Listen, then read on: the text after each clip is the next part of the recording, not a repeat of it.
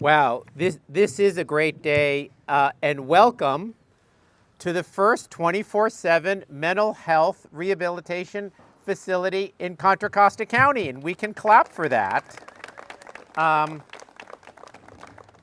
you know, um, this center, this facility represents an investment by our county and our community into high quality, compassionate, long-term behavioral health care in our county. It is about time that we have a facility like this in Contra Costa County, right? And we're working on a plan to have 4 different types of facilities with different levels of care.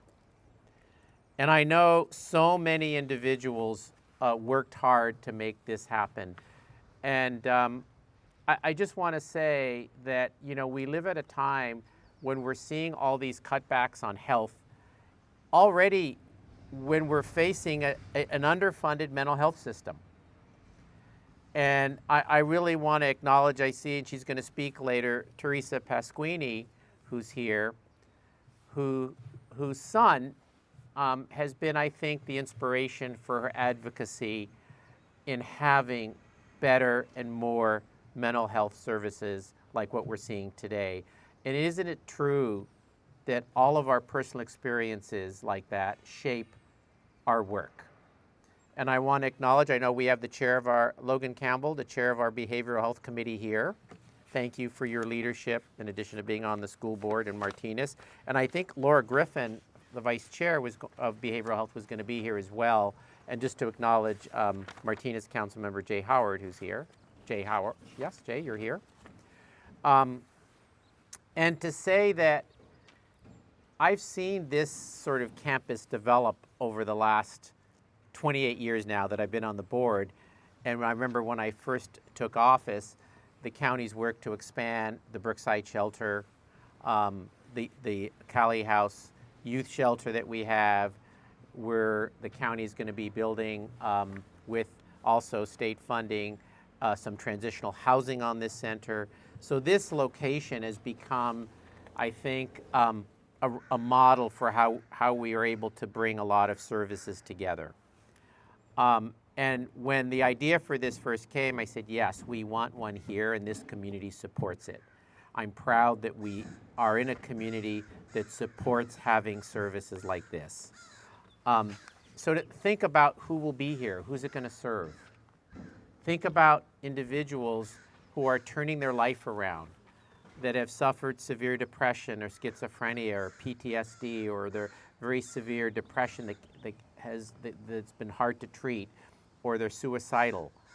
People who are an important part of our community, that this facility can make them well and contributing members of our community.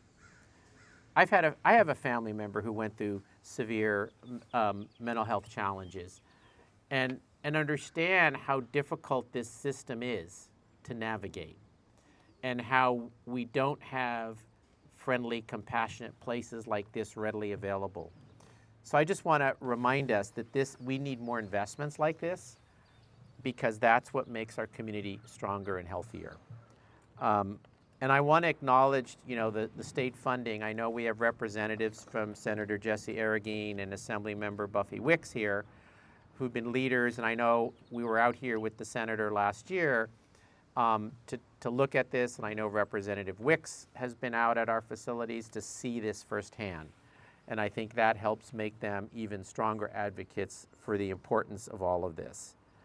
And, when this opens next summer, this will be a gateway out of homelessness, out of mental health struggles, because many of the individuals who will come to a facility like this may have previously lived on our streets.